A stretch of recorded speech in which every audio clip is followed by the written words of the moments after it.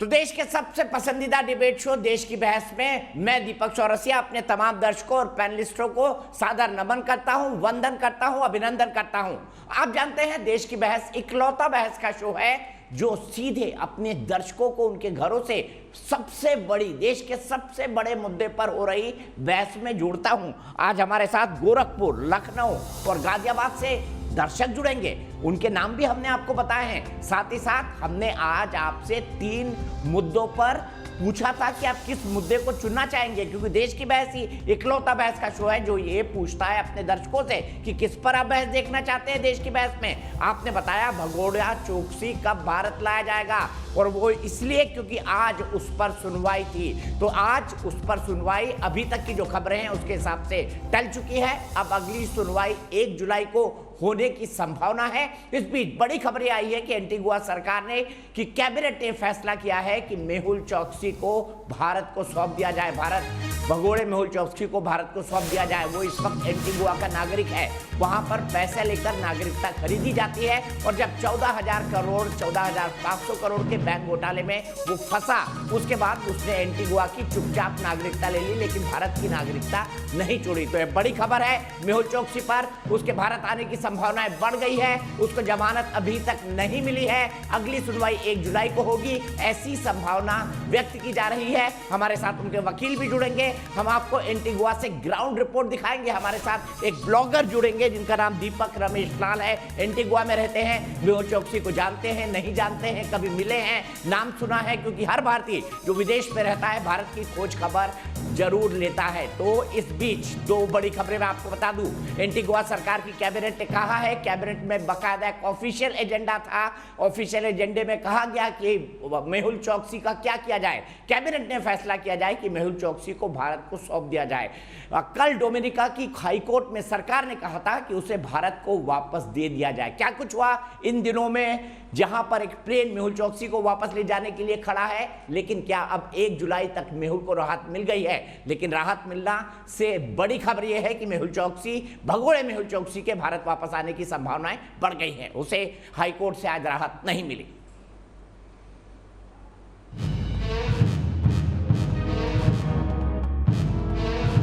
आखिरकार देश को लूटकर भागने वालों पर शिकंजा लगातार कसता जा रहा है, और इसी कड़ी में भगोड़े हीरा कारोबारी मेहुल चौकसी को भी दबोचने की कोशिशें तेज हो गई हैं, जबकि चौकसी भारत की चौकस नजर से बचने के लिए छटपटा रहा है। हमारा कहना ये है कि क्योंकि उनको किडनैप किया गया था, तो इसलिए वो अपनी मर्जी से डोमिनिका नहीं गए हैं, तो वो वहाँ पर सेक्शन 6 के हिसाब से, Dominica passport and immigration act के हिसाब से वो प्रोहिबिटेड इमिग्रेंट नहीं हैं। तो इसलिए उन्होंने कोई गुनाह नहीं किया। इसलिए इस मामले में सत्ता पक्ष को पूरा भरोसा है कि चौकसी और उस जैसे भारत की संपत्ति को लूटने वाले भ्रष्टाचारियों की खैर नहीं, क्योंकि ये वादा कोई और नहीं, प्रधानमंत्री मोदी दुनिया भर के मंचों से करते आए हैं। जनता का पैसे का पाई का हिसाब जनता को मिलना चाहिए, नहीं मिलना चाहिए? क्या किसी के घर भरने के लिए जनता का धन होता है क्या? लगातार कांग्रेस के नेता और कांग्रेस के प्रवक्ता तो सब वो कारण बता रहे कि मेहुल चौकसी वापस क्यों नहीं आएगा। तो असल में क्या है कि इनको डर लगा हुआ है कि मेहुल चौकसी वापस आएगा तो इनके कई सारे राज खुलेंगे। किस किस के फ़ोन पे कितना कितना पैसा कब कब मिला, वो जानकारियाँ आएंगी। विपक्ष आर्थिक अपराधियों को लेकर सरकार पर हमलावर रहा है। इस बार भी मोदी सरकार की रंग लाती कोशिशों पर उनकी टिप्पणी कुछ यूं है। जो आपने गैप छोड़ दिए उसका अब आप किसी तरह से कोशिश कर रहे हैं, प्रयत्न कर रहे हैं। हम चाहते हैं कि आप सफल हों, लेकिन जो पुरानी बातें उनको भुला या झुटला कैसे दिया जाए। देश की बहस में चर्चा है कि चौकसी जैसे लुटेरों को देश कतई माफ नहीं कर सकता। विपक्ष लगातार सरकार की कोशिशों पर हमलावर रहा है, तो क्या आप सरकार और तमाम एजेंसियों के प्रयासों को सराहेंगे? तो देश की बहस में आज मेहुल चौकसी पर बहस होगी, बड़ी बहस होगी। भगोड़ों का क्या, नीरव मोदी, मेहुल चौकसी, मामा भांजा 14,500 करोड़ का गुनाह करके भागे हैं इस देश से। इसके अलावा विजय माल्या, कितने लोगों की तनख्वाह नहीं दी विजय माल्या ने।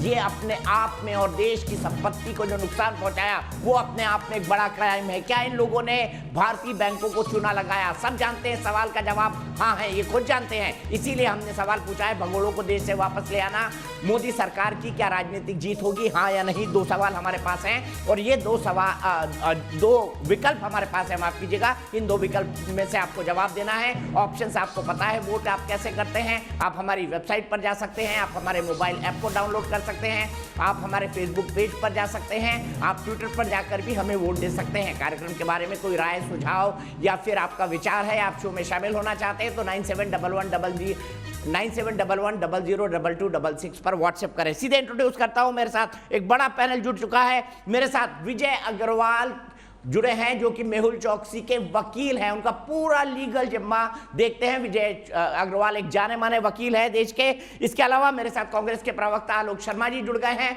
मेरे साथ आशुतोष जुड़ गए हैं जो कि वरिष्ठ पत्रकार हैं और साथ ही साथ पॉलिटिकल एनालिस्ट हैं। मेरे साथ इस वक्त अचल मल्होत्रा साहब जुड़ गए हैं जो कि एक वरिष्ठ राजनयिक है और एमईए की एक बहुत महत्वपूर्ण भूमिका है। एमईए ने कहा है कि हम हर भगोड़े को भारत लाने के लिए संकल्पबद्ध हैं। सबसे पहले आशुतोष आपसे शुरुआत करूंगा, क्या इस माहौल के अंदर मेहुल चौकसी का अगर डिपोर्टेशन हो जाता है तो क्या मोदी सरकार की राजनीतिक जीत होगी? क्या इसका पॉलिटिकल इंपैक्ट पड़ेगा? जब आपको पता है पंजाब का चुनाव आने वाला है, उत्तराखंड का चुनाव आने वाला है और साथ ही साथ उत्तर प्रदेश का चुनाव आने वाला है और ऐसे समय जब कोरोना को लेकर कई सारे आरोप मोदी सरकार पर लगे हैं। दीपक, सबसे पहले तो ये कहना कि मेहुल चौकसी की भारत आने के बाद नरेंद्र मोदी सरकार की राजनीतिक जीत होगी, मुझे लगता है ये अपने आप में थोड़ा सही नहीं होगा।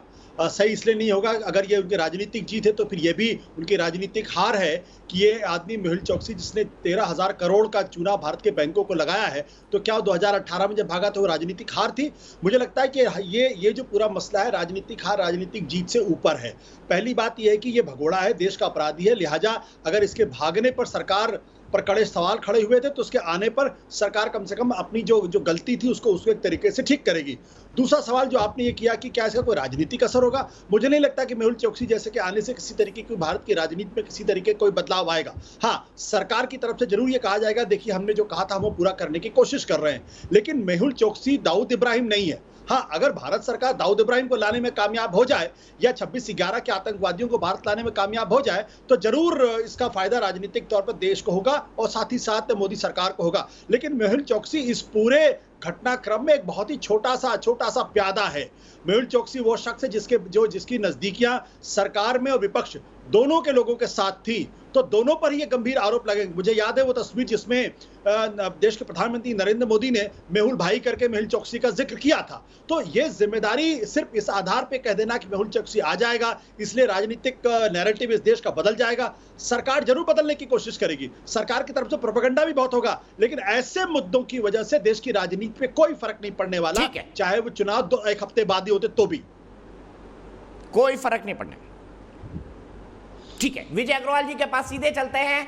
आप कोर्ट रूम से अभी वापस आ रहे हैं, आप भी मेरी जानकारी है कि आप भी वर्चुअली जो डोमिनिका का हाई कोर्ट है उससे जुड़े हुए थे। किस ग्राउंड पर यह कहा गया है कि 1 जुलाई को अगली सुनवाई होगी? विजय अग्रवाल जी, अगर आप एक्सप्लेन कर पाए तो। जी देखिए, वैसे तो कोर्ट का गैग ऑर्डर है तो मैं उसकी प्रोसीडिंग्स के बारे में क्या हुआ ज़्यादा बात नहीं कर पाऊंगा, मगर जो पहले से चल रहा है उनको इंटरिम ऑर्डर है और अब ये 1 तारीख की तारीख लग गई है और इसकी सुनवाई 1 तारीख को होगी। और ये नॉर्मल केस मैनेजमेंट डेट होती है वकीलों के बीच में कि दोनों साइड्स अपनी प्लीडिंग्स वगैरह एक्सचेंज करेंगी, तो उसके लिए 1 तारीख की डेट लग गई है और 1 तारीख तक मेरे क्लाइंट को डोमिनिका में ही रहना होगा। ठीक है, डोमिनिका चाहता नहीं है कि डोमिनिका के लॉयर ने कल ये कहा, हमारी जो जानकारी है जो वहां से खबरें आई हैं उसके मुताबिक डोमिनिका ये कह रहा है कि हम मेहुल चौकसी को नहीं रखना चाहते हैं, हम उसे वापस भारत भेजना चाहते हैं। एंटीगुआ की कैबिनेट ने आज ये कह दिया है। क्या आपको नहीं लगता मेहुल चौकसी का ये नैतिक दायित्व है कि वो भारत आए और कानून का सामना करे अगर उसने गलती की है तो? ये किसी पॉलिटिकल पार्टी के और पॉलिटिशियन के कहने से कुछ नहीं होता। एंटीगुआ में हमारे पास 2 स्टे हैं जिनके हिसाब से एंटीगुआ की पूरी सरकार चाहे तो भी मेहुल चौकसी को एंटीगुआ से नहीं भेज सकती।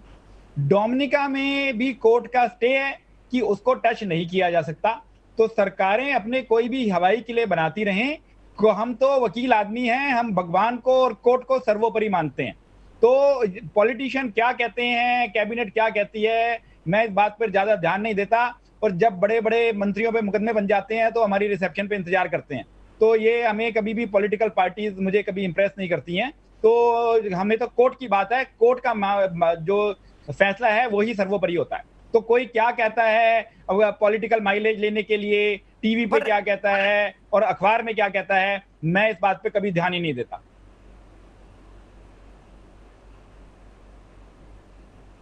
ठीक है, आभा सिंह जी हमारे साथ जुड़ गई हैं, प्रेम शुक्ला जी मेरे साथ जुड़ गए हैं, आलोक शर्मा जी को मैं इंट्रोड्यूस कर चुका हूं, आशुतोष मेरे साथ है, अचल जी मेरे साथ है। सबसे पहले आलोक शर्मा जी के पास चलूंगा। आलोक शर्मा जी, जिस तरीके से मेहुल चौकसी का केस सामने आया और जैसा लगता है कि शायद उसका प्रत्यर्पण हो जाए, आपको नहीं लगता मोदी जी ने जो वादा किया था कि भगोड़ों को वापस लाया जाएगा, उसको पूरा करने की दिशा में एक कदम आगे बढ़ गए हैं? देखिए, मुझे लगता है कि पूरी तरह से भ्रामक चीजें फैलाई जा रही। अगर एंटीगुआ को करना होता तो 3 साल से एंटीगुआ में नहीं है। अगर मोदी जी को अपना वादा पूरा करना होता तो मेहुल भाई को वो 2018 में जब गया था तो उससे पहले क्यों नहीं रोक लिया उसको? जब उसने यहाँ की सिटीजनशिप को सरेंडर किया, अपना पासपोर्ट भी सरेंडर किया, उस समय पर क्यों नहीं रोक लिया मेहुल भाई को मोदी जी ने? मुझे लगता है कि जब तक मोदी जी नहीं चाहेंगे तब तक वो नहीं आएगा। और अभी चुनाव नहीं है कोई 4-6 महीने, तो अभी तो बिल्कुल कोई चांस मुझे नजर नहीं आ रहा है। आप बार बार कह रहे हैं कि साहब डिपोर्टेशन का तो केस ही नहीं है वहां पर।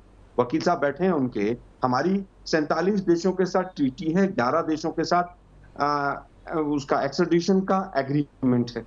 ये दोनों ही चीजें हैं, ना एंटीगुआ के साथ है ना डोमिनिका के साथ है। अगर मोदी जी को उसको लाना होता तो ये ट्रीटी की जाती, देश के साथ नहीं की गई। मुझे लगता है अभी भी जो वहां पर 8 अधिकारी गए हुए हैं एक हवाई जहाज लेकर, ऐसा तो नहीं कि वो 30 लाख रुपए पर डे टैक्स पेयर्स का पैसा वेस्ट कर रहे हैं वहां पर बैठकर।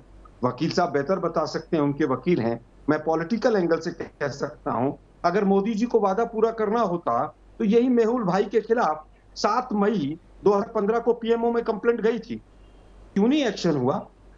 20/7/2016 को फिर गई कंप्लेंट, 29/7/2016 को एमईए में कंप्लेंट गई, और उसके बाद सारी प्रक्रिया पूरी होती है और उसके बाद वो बाहर चला जाता है छोड़ के। वो जनवरी में गया है, फरवरी में केस रजिस्टर होता है। अगर 16 में ही 15 में अगर केस रजिस्टर होता तो क्या उसको नहीं रोका जा सकता था? मुझे लगता है पूरी तरह से मोदी सरकार उसके साथ मिली हुई है, मिली भगत के साथ। बड़े बड़े लोगों ने रास्ता बताया है कि वहां उस देश में जाओ और उसके बाद आप वहां पर रहो और ये कानूनी कार्रवाई करो। आप बताइए, वकील साहब उनके बैठे हुए हैं यहाँ पर, वहां पर जो केस है वो केस क्या है? आपने कहा हाई कोर्ट में, हाई कोर्ट में नहीं है साहब, डोमिनिका के सुप्रीम कोर्ट में है पहली चीज। और उसमें है केस के जो मुख्य बिंदु हैं कि क्या बिना कागजात आया है, क्या अवैध है, क्या जबरदस्ती आया है, क्या अपराध किया है, क्या मारपीट हुई है, ये केस है वहां पर। जहां तक मेरी जानकारी है, हो सकता है मैं गलत भी हूं तो विजय जी मुझे करेक्ट कर सकते हैं, क्या वहां पर एक्सट्रेडिशन का कोई केस है? अभी तो वहां पर हेबस कॉर्प्स का केस चल रहा है। लेकिन दुर्भाग्य ये है कि ये सरकार पूरी तरह से, चाहे वो विजय माल्या का केस हो, सीबीआई से लुकआउट नोटिस को उठवाने का केस हो, ये पूरी तरह से मिली हुई है। दाऊद के परिवार के लोग हिंदुस्तान में आते हैं मोदी जी के प्रधानमंत्री बनने के बाद, अपनी प्रॉपर्टियां बेचते हैं और वापस चले जाते हैं बॉम्बे से। लेकिन इस सरकार हाथ पर हाथ रख के बैठी रहती है। तो कौन सी तैयारी? आलोक शर्मा जी, बहुत राजनीतिक आरोप लगा दिए, एक एक करके बात करते हैं। आप जानते हैं मेरा शो लंबा होता है, आपको बहुत वक्त मिलेगा। प्रेम शुक्ला जी, आलोक शर्मा जी का कहना है ये सब आई वॉश है। जी, ये दरअसल जिन लोगों ने आई वॉश हमेशा जीवन भर किया है, आपको ध्यान होगा दाऊद इब्राहिम कब भागा भारत से, और दाऊद इब्राहिम का कांग्रेसियों से क्या संबंध थे। और दाऊद इब्राहिम जब भारत से भाग गया, उसके बाद नूरा इब्राहिम कांग्रेस का पदाधिकारी था, मुरली देवड़ा जी ने उसको कांग्रेस का पदाधिकारी बनाया था। आपको पता है टाइगर मेमन का पासपोर्ट जो है, उस टाइगर मेमन के पासपोर्ट को जो है इश्यू मुरली देवड़ा के लेटर पर किया गया था। आपको पता है कि 12 मार्च 1993 के बमकांड के मुख्य अभियुक्त का पूरा परिवार कैसे भाग गया था। आपको पता है 1990 के दशक में अमर सुवर्णा के मर्डर केस में जब इकबाल मिर्ची को एक्स्ट्राडाइट करने की बात की गई, तो भारत लंदन के कोर्ट में कांग्रेस की सरकार जो है वो पेनाल्टी भरकर आई थी। मोदी जी की सरकार कोई पेनाल्टी नहीं भर रही साहब। आज एंटीगुआ की सरकार ये कह रही कि आप ले जाइए उसको डोमिनिका, आप उसको भारत भेज दीजिए। आप जो है एक मुझे रेड कॉर्नर नोटिस किसी भी आर्थिक अपराधी के खिलाफ 2014 के पहले दिखा दीजिए एक। और क्या उसके पहले आर्थिक अपराध नहीं हुए थे? राजेंद्र सेठिया से लेकर आर्थिक अपराधों की मैं लंबी सूची दे सकता हूं। जो कांग्रेस के कार्यकाल में हुए आर्थिक अपराधी भारत छोड़कर भाग गए, एक के के खिलाफ सिंगल रेड कॉर्नर नोटिस कोई लाके दिखा दे। ये लेकिन आज अगर मेहुल चोकसी के खिलाफ रेड कॉर्नर नोटिस होती है, उसका कारण है कि भारत सरकार अपराधियों के खिलाफ सख्त हुई है। भारत सरकार दाऊद इब्राहिम के साथ कांग्रेसियों क्या संबंध है, इस पर एनएन वोरा कमेटी की लंबी चौड़ी रिपोर्ट रही है और तमाम पत्रकार उसको रिपोर्ट करते हैं, तमाम लोगों का नाम लेते रहे हैं और उसके बाद भी किसी पर कार्रवाई हुई जी? क्यों नहीं हुई कार्रवाई? और 2004 से 2014 के बीच में दाऊद इब्राहिम गिरोह भारत में सक्रिय हुआ, ये तो इंटेलिजेंस की रिपोर्ट है। क्यों हुआ साहब? क्यों? क्योंकि जो है दाऊद इब्राहिम के सिंपैथाइजर कांग्रेस पार्टी के आकर कांग्रेस में बैठ गए और जो वाईपी सिंह जैसे अच्छे अधिकारी जो कभी भी अपराधियों के खिलाफ कार्रवाई करते थे, यही कांग्रेस की सरकार है। उन वाईपी सिंह जैसे अच्छे अधिकारियों को काम नहीं करने दिया गया, उनको डिपार्टमेंट छोड़कर जाना पड़ा, उनको पुस्तकें लिखनी पड़ी और उन पुस्तकों के बाद उन पर कार्रवाई हुई। कोई भी पुलिस अधिकारी जब किसी माफिया के खिलाफ कार्रवाई करने के लिए तैयार होता था तो उसके खिलाफ, यही जो आज आपके नेशनल सिक्योरिटी एडवाइजर है अजीत डोवाल साहब, इनके खिलाफ कार्रवाई कर दी गई। क्यों कार्रवाई कर दी गई? मुंबई के एक तो उन दिनों धनंजय कमलाकर डीसीपी क्राइम हुआ करते थे। क्यों कार्रवाई की पता है? क्योंकि वो दाऊद इब्राहिम के खिलाफ एक ऑपरेशन को अंजाम दे रहे थे। तो दाऊद इब्राहिम के खिलाफ ऑपरेशन को अंजाम देने पर इंटेलिजेंस ब्यूरो के तत्कालीन पूर्व प्रमुख जो आजकल एनएसए हैं आदरणीय अजीत डोवाल जी, उनके खिलाफ कार्रवाई की तैयारी हो गई साहब। उनके गाड़ी से कुछ लोगों को पकड़ कर लाकर अपराधी घोषित कर दिया गया। ये इनकी जो इनका इतिहास है। ठीक है, मैं सीधे आभा सिंह जी के पास चलता हूं, चूंकि विषय आ गया है इसलिए। आलोक जी, बहुत बड़ा पैनल है, मेरे पास बहुत वक्त है, मैं आपके पास बिल्कुल आऊंगा। लेकिन आभा सिंह जी बताइए, मुझे बताइए, क्या जो आरोप लग रहे हैं कांग्रेस और भारतीय जनता पार्टी में, आपको प्रेम शुक्ला का पक्ष ज्यादा मजबूत लग रहा है या आलोक शर्मा जी का ज्यादा लग रहा है? आप एक इंडिपेंडेंट लॉयर हैं, आप ग्राउंड रियलिटीज को बहुत अच्छी तरह समझती हैं। फिर मैं विजय जी के पास जाऊं। बिल्कुल, देखिए बात मैं चौकसी पे करने आई थी, लेकिन जब प्रेम शुक्ला जी ने वाईपी सिंह की बात उठाई तो बिल्कुल सही बात है कि ईमानदार पुलिस अधिकारियों को काम करने नहीं दिया जाता और शायद इसीलिए मेरे पति आईपीएस छोड़कर चले गए। और बिल्कुल जिस वक्त वो सीबीआई में थे उस वक्त कांग्रेस की सरकार थी और उनको ओवरनाइट सीबीआई से रिपैट्रिएट किया गया, उनके ऑफिस में ताला लगा दिया गया और आज तक ये हाल है कि उनको उनका प्रोविडेंट फंड और पेंशन भी नहीं दी गई। लेकिन अगर हम मेहुल चोकसी पे आए तो बिल्कुल मिनिस्ट्री ऑफ एक्सटर्नल अफेयर्स लगी हुई है उनको वापस लाने के लिए और शायद इसी वजह से डोमिनिका में उनको रोक लिया गया है, उनको वापस एंटीगुआ नहीं जाने दिया गया। यही मैं एक जीत मानूंगी कि वो जिस कंट्री की सिटीजनशिप है उस कंट्री में वो जा नहीं पाए हैं और वो डोमिनिका में अस्पताल में एडमिट हो गए हैं और अब हाईकोर्ट ने उनकी बेल खारिज की है और अब 14 जून को उनका मामला सुना जाएगा। मुझे लगता है एनफोर्समेंट डायरेक्टरेट भी अब वहां पहुंच रही है कागज लेके, इंटरपोल का रेड अलर्ट है और अब समय आ गया है कि मेहुल चोकसी जो 13,500 करोड़ लूट कर बैंक का गए हैं और बड़ी बड़ी लॉ फर्म्स को एंगेज करके अपने को जेल से बचा रहे हैं, वकील भी खड़े हो रहे हैं क्योंकि उनका जो है अभी आप देखिए दिल्ली में उन्होंने लंदन से बोला कि 8 करोड़ उनके छोड़े जाएं क्योंकि उनको वकील की पेमेंट करनी है। तो बड़े बड़े वकील भी जो लगाए जा रहे हैं वो पंजाब नेशनल बैंक के लूटे हुए पैसे से ही लगाए जा रहे हैं। तो मैं चाहूंगी कि अब ईडी सीबीआई लग के इनको वापस लेके आए और इनकी जितनी प्रॉपर्टीज है सब अटैच की जाए कि ये कहां से पैसा निकाल के वकीलों को दे भी रहे हैं। ये कहां से विजय जी? ये तो आभा सिंह जी आपकी हम पेशा हैं, वो भी वकील हैं, आप भी वकील हैं, कह रही है कि पंजाब नेशनल बैंक के लूटे हुए पैसों से आपकी फीस दी जा रही है। क्या कहेंगे इस पर आप? किसी को देंगे नहीं क्योंकि आप ना लेखाकार हैं ना इनकम टैक्स हैं। अब एक वकील साहिबा दूसरे वकील साहब को ये कहना कर लगे और थोड़ी सी ये पर्सनल बात होने लगे तो हम तो इशू ज्वाइन नहीं करेंगे। मैडम इतनी सीनियर हैं, मैडम ने जो कहा आप इनकी सारी बात सच मान लो, हमारी सारी बात गलत है। लेडीज फर्स्ट, जो लेडीज कहें नहीं, मैं किसी का नाम नहीं ले रही हूँ, मैं कह रही हूँ वो पैसा अटैच क्यों नहीं किया गया अभी तक? मेहुल चोकसी का पैसा सारा रीरूट होके बाहर चला गया तो बिल्कुल नेताओं का आशीर्वाद तो है ही है, चाहे वो कांग्रेस हो चाहे बीजेपी हो चाहे अधिकारी हो, इनको जो है। लेकिन अब लाके 13,500 करोड़ का आप भरपाई तो करिए। गरीब आदमी जिसका पीएमसी बैंक में 2-2 हज़ार 10-10 हज़ार गया है वो सड़क पे भीख मांग रहा है और ये जो है इनके भाई मेहुल चोकसी के भाई चेतन चोकसी प्राइवेट जेट में आके डोमिनिका के लीडर ऑफ ऑपोजिशन से मिलते हैं। और हैरानी की बात है कि मेहुल चौकसी की बेल के वक्त डोमिनिका का लीडर ऑफ ऑपोजिशन कोर्ट में हाजिर रहता है। तो मैं ये जो खेल, पैसे का खेल हो रहा है, मैं चाहूंगी ये खुले पैसे का खेल कहीं ना कहीं जरूर रोका जाए और देश को विश्वास हो सके कि ये जो भगोड़े हैं पैसे लूट के जा रहे हैं, इनको वापस लाया जाएगा। और मैं बिल्कुल उस दिन सरकार को जरूर नतमस्तक होगी जिस दिन वो विजय अग्रवाल जी से सवाल लेता हूं। तिहाड़ जेल में बंद कर दे। मैं इसका जवाब देता हूं अच्छे से। थोड़े से फैक्ट मैडम को चेक करने पड़ेंगे। विजय अग्रवाल जी, आप पर ये आरोप लगाया आपके क्लाइंट पर कि उनके भाई चेतन चौकसी ने डोमिनिका के लीडर ऑफ अपोजिशन को लगभग 2 करोड़ रुपए दिए, इसीलिए लीडर ऑफ अपोजिशन कल खुद कोर्ट रूम में मौजूद थे। क्या मेहुल चौकसी ने एंटीगुआ की नागरिकता लेने के लिए और डोमिनिका में रहने के लिए कुछ दिन और रिश्वत खिलाई है? बताइए किस किस को रिश्वत दी गई है? ये देखिए, थोड़ा सा रिस्पॉन्सिबल जर्नलिज्म करना पड़ेगा, थोड़ी सी फैक्ट चेकिंग करनी पड़ेगी। आधी कच्ची पक्की खबरों से तो कोई फायदा होगा नहीं। सवाल पूछ रहा हूँ, ये आरोप लगे हैं इंटरनेशनल न्यूज़पेपर्स में है, डोमिनिका के न्यूज़पेपर्स में, एंटीगुआ के न्यूज़पेपर्स में। रसिया जी, अब पूरी बात सुनने का वो रखिए, तो कान का कच्चा नहीं होना चाहिए, थोड़ा सा रिस्पॉन्सिबल होना चाहिए।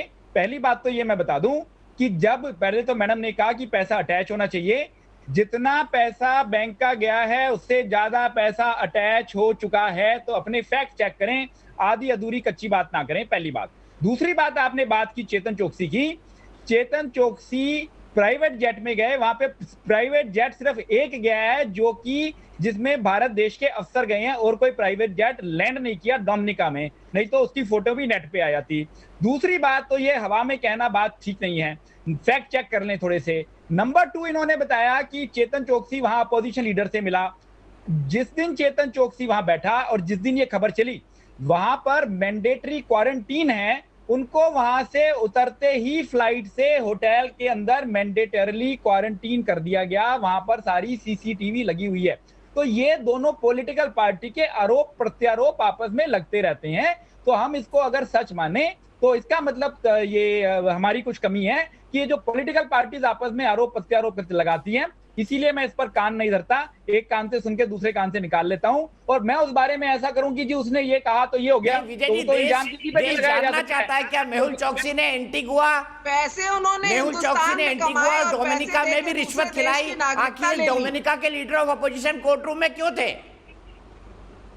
जी ये बात का मुझे पता नहीं है कि कौन कोर्ट में था, रिश्वत खिलाई या नहीं, बता दीजिए। आपको नहीं पता है, इस बारे में कोर्ट का क्वारंटीन है, और ये नहीं पता कि वहां पे leader of opposition court room में थे। देखिए बात इसकी नहीं है, बात कोर्ट का गैग ऑर्डर है। नागरिकता, भारत के नागरिक रह के पैसे लूटते हैं और अपने को जेल से बचाने के लिए जाके दूसरे देश की नागरिकता ले लेते हैं। क्या लॉयल्टी है उनकी हिंदुस्तान से, यही पता चल जाता है। ये देखें, अब तो देखें कोई वकील भी बन जाए, जज भी बन जाए, जूरी भी बन जाए, भगवान की तरह फैसला भी सुना दे, तो मैं तो इसमें यकीन नहीं रखता। मैं ये बता देता हूँ, वहाँ कोर्ट का गैग ऑर्डर है, वहाँ पर देखें मैडम सुनना नहीं चाहेंगे तो हम तो बात नहीं कर पाएंगे अपनी। अब तो आप करते रहे, बोलते रहे, तो मुझे तो मैं तो देखिए जेल में रहते कहाँ है अग्रवाल जी? ये तो जो बहस है वो कोर्ट में करते हैं फीस लेके, हम ये तो बहस में पढ़ते नहीं। हमारे को कोई मुद्दे की बात पूछनी हो तो हम इसका जवाब दे दें, दे दें। मैडम बोलती रहे, आप मैडम को सुनते रहिए। बोलिए मैडम, बोलिए। मैं एक इमोशनल सवाल पूछता हूँ। टेक्निकली ये गलत है, टेक्निकली ये गलत है। आपको किसी की भी वकालत करने का अधिकार है विजय अग्रवाल जी, टेक्निकली ये सवाल गलत है। लेकिन मैं इमोशनली आपसे पूछता हूं कि भाई ऐसे लोग जो गरीबों का पैसा खाकर भाग गया, लोगों को रिश्वत खिला कर, क्या मोरली आपको ठीक लगता है कि आप उसका केस लड़ रहे हैं? ये मैं देश के एक आम नागरिक की तरफ से आपसे पूछ रहा हूं। क्या कल को दाऊद इब्राहिम बोले कि मेरा भी वकील बन जाइए, आप बन जाएंगे? आपने चौरसिया जी इतना प्यारा सवाल पूछा, मैं इसका जवाब देता हूं। ये हिस्ट्री रिपीट कर रही है 11 साल बाद अपने आप को। जब मैंने 2G का केस साइन किया 11 साल पहले, तब इसी तरह से आपके चैनलों पे हर एक से मेरे से पूछा गया कि क्या बात है, आपने इनका मुकदमा क्यों लिया? इन्होंने देश के 1,80,000 करोड़ रुपए लूटे हैं, सरकार गिर गई और बाद में सारे के सारे बाइज्जत बरी हो गए। वो सवाल पूछने वाले आज कहाँ हैं? जब आरुषि मर्डर कांड हुआ तब सबने कहा इतना बड़ा गुनाह हो गया, वकील क्यों मिला? अब वो बरी हो गए, आज वो सवाल पूछने वाले कहाँ हैं? जब ये जो गोवा का तेजपाल वाला केस हुआ तब सबने कहा इतना बड़ा गुनाह हो गया, आज वो बरी हो गए, आज वो सारे लोग कहाँ हैं? तो ये कौन कह सकता है? अग्रवाल जी, ये ना इस भगवान देश आप की है बदनसीबी ना मैं, है। सब ये मामले प्रश्न हायर कोर्ट में है सर, कि रेप केसेस में सब सिर्फ मामले हायर कोर्ट 27% में हैं। conviction- विजय अग्रवाल conviction जी, होता है। अंतिम फैसला नहीं हुआ है किसी में। और सूजी इस केस में देश में फैसला हो इतने गया। loopholes अभी हैं, सब हायर इतने कोर्ट में है। loopholes हैं जो हम अभी सब भ्रष्टाचार के लीगल खिलाफ स्क्रूटनी में है, तो बरी कोई कर दिया। जिंदगी भर के लिए छूट गया ऐसा नहीं है। ट्रायल कोर्ट ने तो बरी कर दिया, तो एक कोर्ट ने तो बरी कर नहीं, दिया, तो तेजपाल, कौन उनके आप साथ खुद बताएगा? बन गए। में तो कन्विक्शन ही अबे तो सर न्यायाधीश बनने पर आमादा है जी। देश में 100 में 80 रेपिस्ट तो वैसे ही छूट जाते हैं। कन्विक्शन रेट आप देखिए ना, रेप में सिर्फ 27% है। और क्यों कन्विक्शन रेट 27% है? क्योंकि पुलिस पहले इन्वेस्टिगेशन सही नहीं करती। गोवा हाई कोर्ट, गोवा के जज ने भी यही बोला कि पुलिस ने फोरेंसिक सही ढंग से नहीं किया, पुलिस ने केस खराब कर दिया, इसलिए तरुण तेजपाल बरी हुए। तो ये कह देना कि तरुण तेजपाल बरी हो गए क्योंकि वो एकदम सही थे, ये भी सही नहीं है। मैं तो जी कोर्ट के फैसले को मानता हूँ। कोर्ट जिसको बरी ठीक है, कर और दे, ये मेरी निगाह में क्लीन वो चिट बरी भी है। नहीं है। देखिए, जो 2G कोर्ट- स्कैम के आरोपी थे, ये उनके लिए क्लीन चिट भी नहीं है। ये लेकिन अभी सिर्फ हाई कोर्ट और लीगल सुप्रीम एक कोर्ट पड़ाव बाकी है। है साहब। मैं सीधे अचल मल्होत्रा अभी जी के पास अपीलेट चलता कोर्ट हूँ। पूरी तरह अचल बाकी है, मल्होत्रा अग्रवाल जी, जी। एक्स्ट्राडिशन इतना के तो आप इंटरनेशनल लॉ जानते के ही होंगे। हिसाब से क्या मेहुल चौकसी का वापस आना बनता है? अगर हम कूटनीतिक ढंग से बात करें तो अचल जी समझाइए मुझे संक्षेप में। जी दीपक जी, देखिए जो एक्स्ट्राडिशन के लिए वैलिड इंटरनेशनल इंस्ट्रूमेंट्स है वो एक्स्ट्राडिशन ट्रीटी है और एक्स्ट्राडिशन अरेंजमेंट्स हैं, और उसके अलावा कुछ यूएन और इंटरनेशनल कन्वेंशंस हैं जिसमें एक्स्ट्राडिशन का प्रावधान रखा गया है। जहां तक मेहुल चोकसी का सवाल है, तो एंटीगुआ के साथ हमारा एक्स्ट्राडिशन अरेंजमेंट है, ट्रीटी नहीं है, और हमारा डोमिनिका के साथ कुछ भी नहीं है। लेकिन एंटीगुआ से हमने उनकी एक्स्ट्राडिशन की रिक्वेस्ट ऑलरेडी डाल रखी है और वो वहां पे कंसिडर हो रही है। अनफॉर्चुनेटली देखिए, अगर आप जितने भी हाई प्रोफाइल हमारे यहाँ से एक्स्ट्राडिशन के केसेस हैं, चाहे वो नीरव मोदी हैं, ललित मोदी हैं, विजय मल्ल्या है, इवन डॉक्टर जाकिर नायक है, तो आप एक पैटर्न देखेंगे। वो पैटर्न ये है कि ये सब के सब इससे पहले कि इनके खिलाफ कोई भी कार्रवाई शुरू होती है, ये भारत से एस्केप कर जाते हैं, निकल जाते हैं। इन्हें मौका मिल जाता है, ये पहले से सेंस कर लेते हैं। मैं उसमें नहीं जाऊंगा कि कौन इनको टिप देता है, कौन इनको पैटर्नाइज करता है, वो मेरी डोमेन नहीं है। दूसरा इसका पैटर्न क्या है, इन्होंने दूसरे एंड पे कोई ना कोई अरेंजमेंट करके रखा होता है। विजय मल्ल्या को परमानेंट रेजिडेंसी मिली हुई है, नीरव मोदी ने बेल्जियम की नेशनैलिटी सिटीजनशिप ले रखी है, मेहुल चोकसी है वो एंटीगुआ की वो लेके बैठे हुए हैं। और ये भी कोई इलीगल तरीके से नहीं, बहुत सारे देशों में एक इन्वेस्टमेंट का प्रोसीजर है कि आप इन्वेस्टमेंट लेके आइए तो इसके बदले में हम आपको परमानेंट रेजिडेंसी देंगे या इसके बदले में हम आपको सिटीजनशिप देंगे। यूके जैसी कंट्री जो है, उनके यहाँ पे एक सो कॉल्ड गोल्डन वीजा हुआ करता था टिल रिसेंटली, जिसके अंडर आप इन्वेस्ट करिए 8, 10, 20, 10, 15 करोड़ रुपए और आपको वहां की परमानेंट रेजिडेंसी मिल जाती थी। अब यूके ने भी रियलाइज किया कि ये सब चीजें अब्यूज हो रही है और उन्होंने इसको जो है सस्पेंड कर रखा है इस समय। अब आइए मेहुल चोकसी की स्टेटस क्या है इस समय। हकीकत यह है कि दो इश्यूज एक साथ चल रहे हैं। पहला इश्यू तो ये है जो इस समय कोर्ट में डोमिनिका में एड्रेस हो रहा है, वो ये है कि वो वहां लीगली आए या इलीगली आए। इस पे एक फैसला होना जरूरी है कि वो आए कैसे वहां पे। तो जब इसका फैसला, एक्स्ट्राडिशन के बारे में अभी फिलहाल कोई बात हो नहीं रही है वहां पे, लेकिन साथ ही साथ क्या हो रहा है कि ये इश्यू ने बहुत बड़ी पॉलिटिकल डायमेंशन पकड़ ली है, एंटीगुआ में भी और डोमिनिका में भी। ऑपोजिशन इसको एनकैश करा रही है, वो प्रेशर डाल रही है। अब वो पैसे के दम पे करवा रही है, रिश्वत के दम पे हो रहा है, उस पे भी मैं जाने की, क्योंकि मुझे कोई प्रिवी नहीं है तो मैं ये नहीं कहना चाहूंगा कि किसी ने पैसा दिया तो इसलिए हो रहा है। हो सकता है बिना पैसे के भी, क्योंकि इलेक्शंस आने वाले हैं, तो डोमिनिका में हो सकता है उन्हें इलेक्शन कैंपेन के लिए कुछ पैसे की कंट्रीब्यूशन की मदद की उम्मीद हो। तो कुल मिला के हम वहां इस समय वहां अटके हुए हैं। एक बार ये फैसला हो जाता है डोमिनिका की कोर्ट में कि मेहुल चोकसी के साथ क्या किया जाएगा, अगर ये साबित हो जाता है कि उनको जबरदस्ती अबडक्शन के बाद लाया गया था, तो विच मीन्स कि वो इलीगली नहीं आए थे, तो उनके ऊपर कोई चार्जेस नहीं है, तो फिर उन्हें क्या किया जाए, वापिस एंटीगुआ भेजा जाए जहां के वो नेशनल है, या फिर जो रेड अलर्ट है, जो रेड अलर्ट नोटिस है इंटरपोल का, उसको सम्मान करते हुए और भारत की रिक्वेस्ट को मानते हुए, हालांकि भारत का उनके साथ कोई एक्स्ट्राडिशन अरेंजमेंट या ट्रीटी नहीं है, तो सीधे सीधे डिपोर्ट कर दिया जाए। उसमें एंटीगुआ का भी बहुत बड़ा रोल आ जाएगा। एंटीगुआ अगर चुप रहता है इस मामले में या ये कह देता है कि हमें कोई परवाह नहीं है, आप हमारे नेशनल को सीधे सीधे डिपोर्ट कर दीजिए, तब तो ये सब चीज हमारी फेवर में चली जाती है। और अगर एक बार फिर से वापस उसे एंटीगुआ भेज दिया जाता है तो फिर ये जो एक्स्ट्राडिशन की प्रोसेस ऑलरेडी चल रही है, फिर इसे आगे बढ़ाया जाएगा और फिर देखा जाएगा कि इसमें एंटीगुआ में क्या डिसीजन लिया जाता है। लेकिन कुल मिला के जो है हम मतलब इस दिशा में काम कर रहे हैं। और हमें ये नहीं भूलना चाहिए कि ये एक्स्ट्राडिशन की process one of the most complicated और बहुत ही कम्बरसम और some of the painfully slow process है। पिछले आप 2002 से अगर देखेंगे तो हमने करीब 150 से भी ज्यादा रिक्वेस्ट डाल रखी है। ठीक है, जिनमें से जो आप मैं आऊंगा एक्स्ट्रेडिशन पे आऊंगा सर, मैं मेहुल चौकसी पे कंसंट्रेट करता हूं, मैं आऊंगा आपसे आगे फर्दर कमेंट लेने। लेकिन आलोक शर्मा जी, आप पर भी आरोप लगा है, आपने कई आरोप लगा दिए प्रेम शुक्ला जी की पार्टी पर, लेकिन हकीकत यह है कि अगर बीजेपी पर आरोप है तो कांग्रेस भी दूध की धूली नहीं है। यह भी तय है कि मेहुल चौकसी, नीरव मोदी, विजय माल्या, इनको भर भर के लोन्स आपके जमाने में मिलते रहे और आप पर आरोप लगा कि टेलीफोन पर लोन दिए जाते थे अरबों खरबों रुपए के। एक बात मैं कहता हूं कि आज तक पंजाब नेशनल बैंक के एक भी कर्मचारी के खिलाफ एफआईआर क्यों नहीं?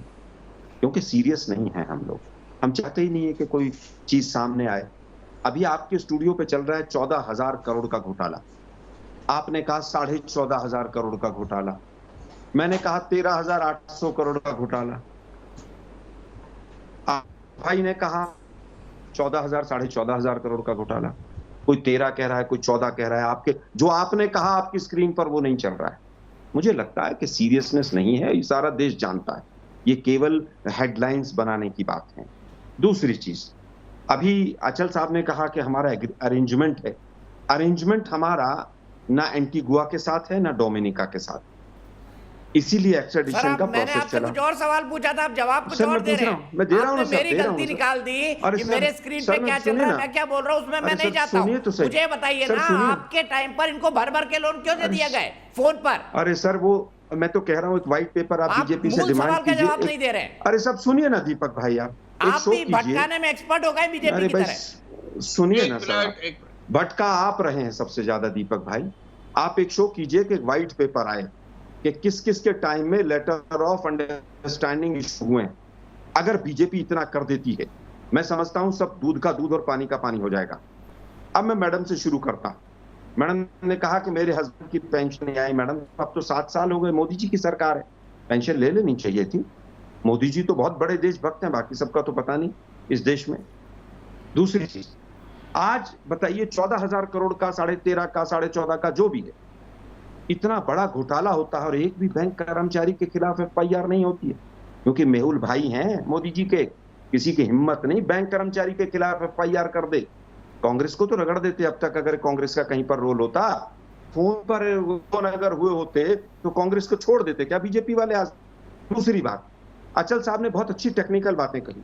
मैं पूछना चाहता हूं, प्रेम शुक्ला भाई बैठे हैं मेरे, क्या मेहुल चौकसी जो हमारा सिटीजनशिप एक्ट है 1955 का सेक्शन 9 के अकॉर्डिंग, आपको हमारे यहाँ के सिटीजन ही नहीं, कि ड्यूअल सिटीजन हो ही नहीं सकती है।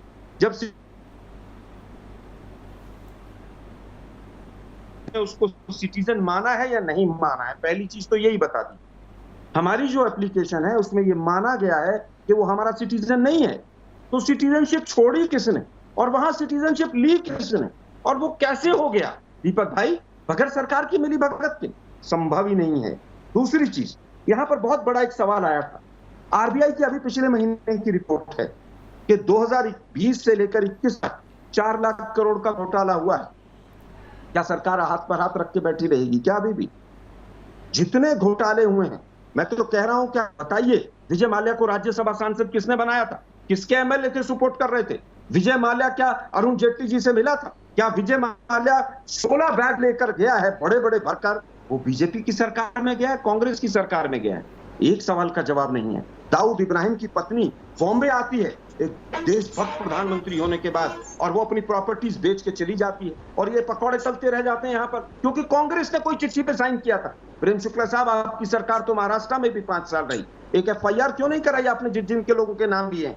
आप बताइए जरा, क्या दाऊद की पत्नी आई थी कि नहीं आई थी हिंदुस्तान आपकी सरकार बनने के बाद? और क्या वो प्रॉपर्टीज बेच कर गई है कि नहीं बेच कर गई है? इसका उत्तर दीजिए। फिर मैं कहता हूं 2015 सोनिया गांधी को बता के 2016 आई रही होगी। अरे भाई ऑन रिकॉर्ड जवाब ले लेता हूँ, जवाब दीजिए प्रेम शुक्ला जी। क्या दाऊद की पत्नी आई थी मोदी सरकार के रहते हुए? आलोक शर्मा ने गंभीर आरोप लगाया आप पर। नहीं सरकार के पास तो कोई जानकारी नहीं है, और यहाँ बमकांड के सरकार तो हाथ में हाथ रख के बैठी उज्जवल निकम साहब भी है, शायद उनको भी जानकारी नहीं होगी। और कृपा करके बहुत अच्छे से आप सुन लीजिए। अब मेरी बात सुन लीजिए आलोक बाबू। अब इन्होंने सिटीजनशिप एक्ट की बात की, सिटीजनशिप एक्ट के सेक्शन 9 की बात की कि जो व्यक्ति हमारे देश का अलग किसी देश का नागरिक है उसकी भारत की नागरिकता समाप्त हो जाती है। इस आधार पर क्या श्रीमती सोनिया गांधी, प्रियंका वाड्रा और राहुल गांधी भारत के नागरिक हो सकते? क्योंकि तीनों के पास इटालियन पासपोर्ट है। कृपया इसका आप उसको राष्ट्रीय अध्यक्ष बना देते हैं। सिटीजनशिप एक्ट पता नहीं है क्या कांग्रेस वालों को? कांग्रेस के जमाने में सिटीजनशिप एक्ट बना ना, पंडित जवाहरलाल नेहरू के कार्यकाल में बना ना, पंडित जवाहरलाल नेहरू के कार्यकाल में खत्म कर दे, आपको रोका था क्या? जो प्रावधान है कि जब कोई व्यक्ति दूसरे देश का सिटीजनशिप एक्ट आप बताइए ना, इटली का पासपोर्ट है कि नहीं? इटली का पासपोर्ट सोनिया जी के पास, प्रियंका के पास, राहुल गांधी के पास पासपोर्ट क्या है? बताइए ना। आप लोग राहुल गांधी और आप लोग राहुल गांधी सोनिया गांधी से बाहर नहीं आ सकते। आप सिटीजनशिप जो मैं सवाल पूछ रहा हूं उनके उत्तर नहीं मिलेंगे। अरे भाई मुझे बताइए, क्या मेहुल चोकसी मोदी जी का जो भाई है क्या वो इंडियन सिटीजन है कि नहीं, ये बता दीजिए उसके बाद। अरे भाई केवल ये बता दीजिए वो सिटीजन है कि नहीं। श्रीमती सोनिया गांधी कैसे हो गई? भगाते हैं भगवानों को, फिर ऊपर से यहाँ पर ये लोग भारत के सिटीजन कैसे हो गए? जरा बताइए ना, बताइए तो। ये अपराधी हुए ना। अरे भाई आज का जो विषय है, इटालियन, अरे भाई अगर पासपोर्ट नहीं है तो हटा दीजिए ना उनको।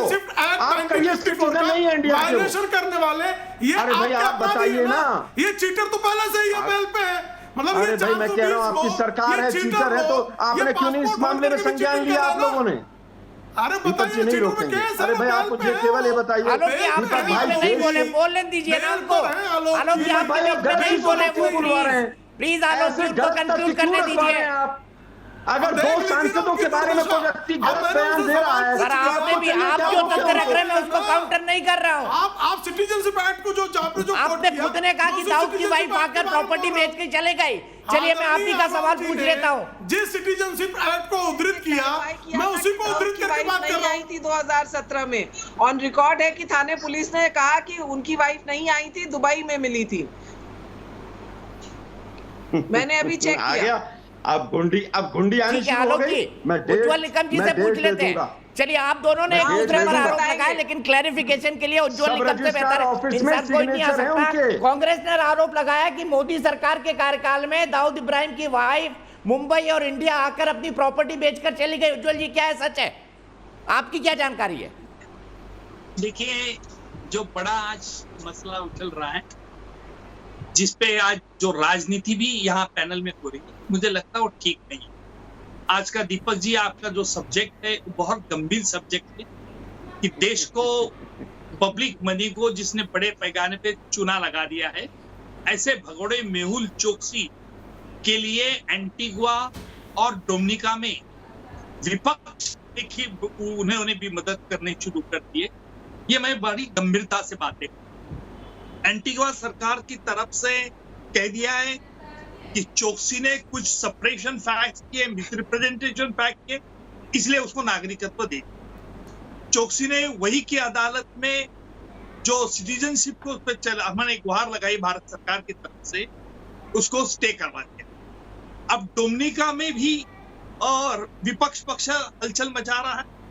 आज ये मैटर तो 1 जुलाई तक एडजर्न हो गया, लेकिन भारत के कानून के मुताबिक ड्यूअल सिटीजनशिप ये एडमिसिबल नहीं है, एडमिट नहीं होता है। सेक्शन 9 बराबर कहा कि उसके मुताबिक जो भारतीय नागरिक दूसरा देश का नागरिक स्वीकारता है तो भारत का नागरिकता रद्द हो जाता है।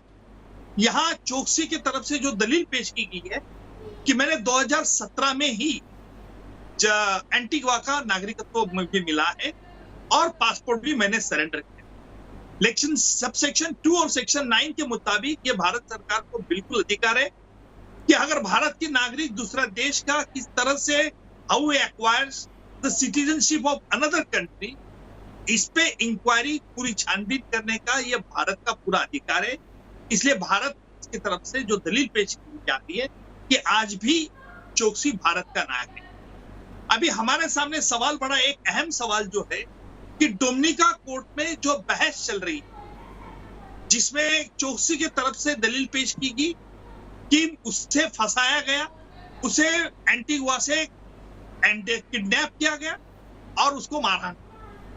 लेकिन जहां तक डोमिनिका कोर्ट का सवाल है कि डोमिनिका कोर्ट को ये उस पर फैसला देना है, क्या चोकसी डोमिनिका कंट्री में आने के समय उस पर वैलिड डॉक्यूमेंट है, क्या उसकी एंट्री इलीगल एंट्री, इस पे डोमिनिका कोर्ट का फैसला आना। लेकिन डोमिनिका गवर्नमेंट ने ये बात साफ जाहिर कर दी है कि उसे हम डिपोर्ट भारत में करेंगे। अब देखना ये मसला में क्या होता है, ये बड़ा दिलचस्प मसला हो रहा है क्योंकि इसमें भी राजनीति आ गई। मुझे दुख इस बात का है कि एक भगोड़े के लिए फॉरेन कंट्री में भी राजनीति की जाती है, ये बड़ी दुख की बात है।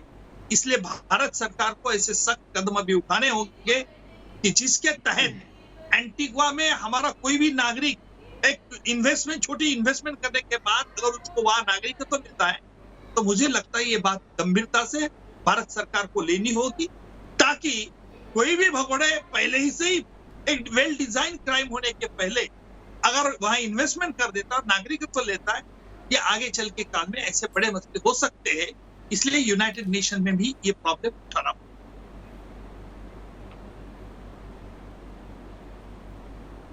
ठीक है उज्ज्वल जी, मैं आऊंगा। कितनी संभावना बनती है आपके हिसाब से मेहुल चोकसी के वापस आने की एज ए लॉयर? मैं आपने कहा कि कैसे ये मुद्दा एंटीगुआ और डोमिनिका में भी राजनीतिक मसला बन गया है, तो क्या मामला नगद नारायण का है, इसको भी डिस्कस करेंगे। सीधे चलते हैं मेरे पहले दर्शक के पास। आपको पता है हम दर्शकों को जोड़ते हैं। अजय शुक्ला गोरखपुर से। अजय शुक्ला जी, आपको क्या लगता है भगोड़ों को वापस ला पाएगी मोदी सरकार? दीपक जी, बहुत हीटेड आर्गुमेंट भी मैंने सुना, और जो मेरा मानना है कि जो माननीय मोदी जी का जो एक शुरुआत में उन्होंने कहा था कि भगोड़े बच नहीं पाएंगे, शायद उस पर ये सीधा एक कदम है और मेहुल चोकसी की वापसी भारत में होनी है।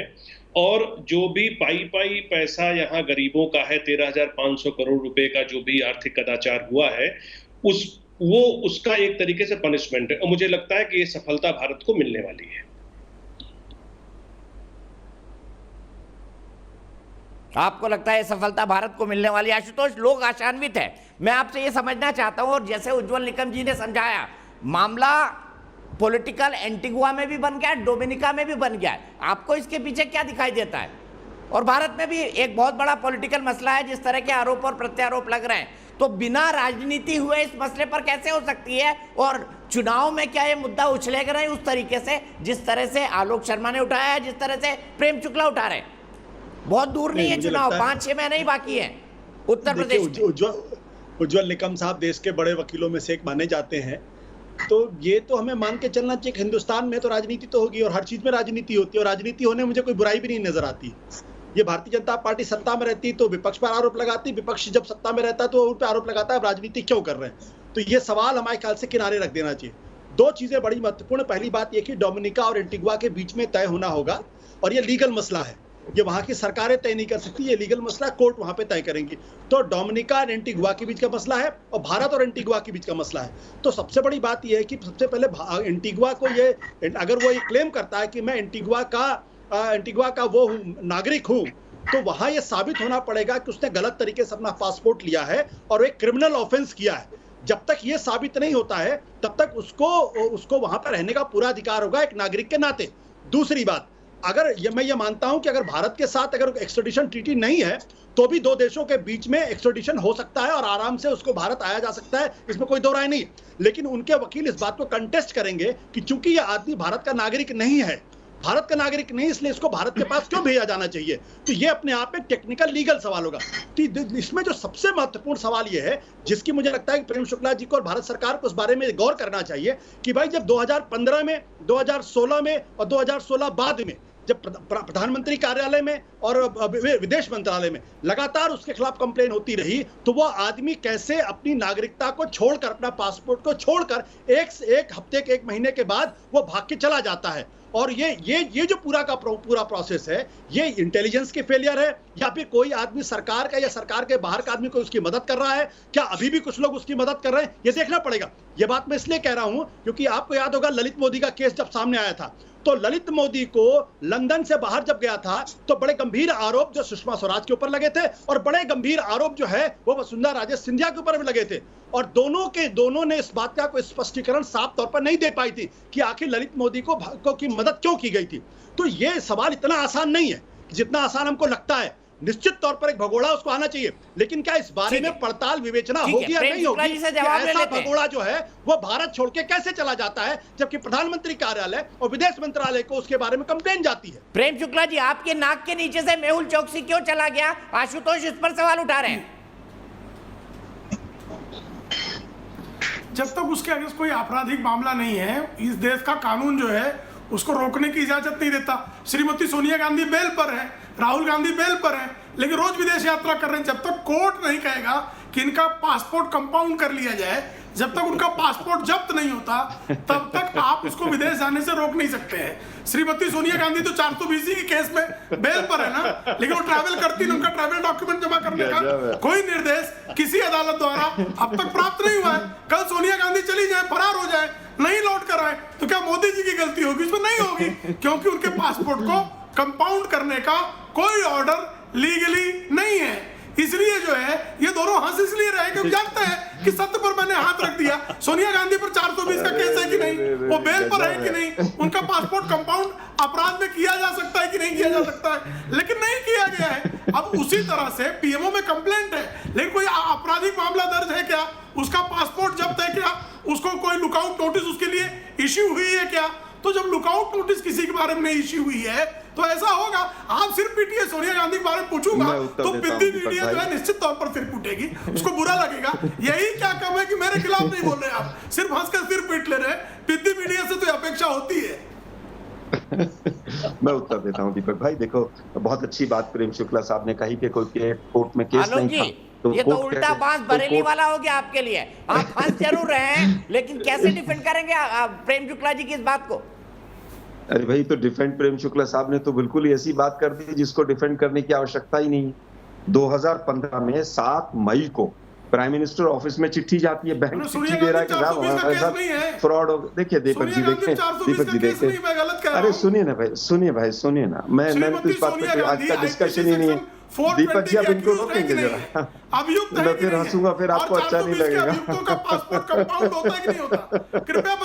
चलिए, अच्छी बात है, हम एक बार फिर हंस लेते हैं।